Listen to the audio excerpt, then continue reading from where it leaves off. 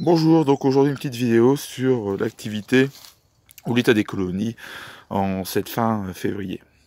Donc pour cela, j'utilise toujours le plateau qui me sert à protéger les colonies à partir de la mi-janvier des coups de froid, parce que à la mi-janvier vous avez une reprise de ponte, donc il est important de protéger le couvain.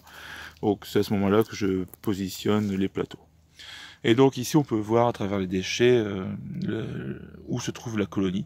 Et donc là c'est une colonie que j'ai essayé hiverner sur, il me semble, 8 cadres. Et on voit que la colonie se trouve surtout sur la partie droite, sa partie exposée au soleil le matin.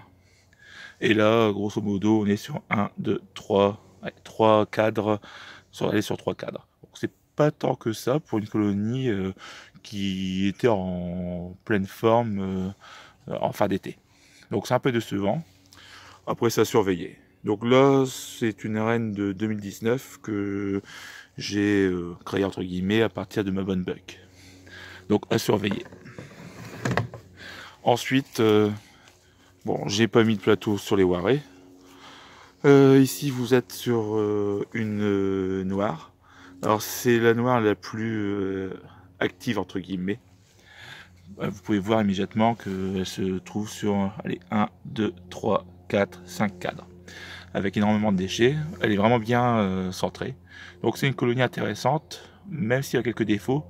Elle est un petit peu agressive entre guillemets, mais elle donne du miel.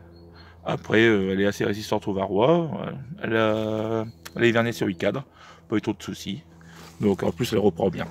Par contre, elle sera surveillée dès le début de printemps, parce qu'il y a un fort risque d'essaimage avec une reine de 2018.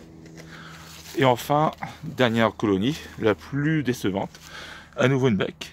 Comme quoi les bucks ont vraiment été atteints par le varroa.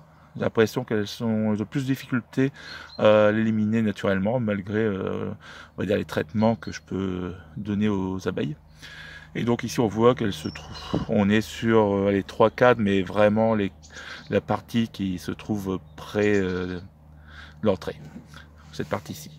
Ensuite, comme tout à l'heure, c'est la partie qui est exposée au soleil. Mais pour une colonie qui était sur 10 cadres à la fin de l'été, c'est vraiment décevant. Elle devrait être normalement comme la noire sur 5-6 cadres. Voilà.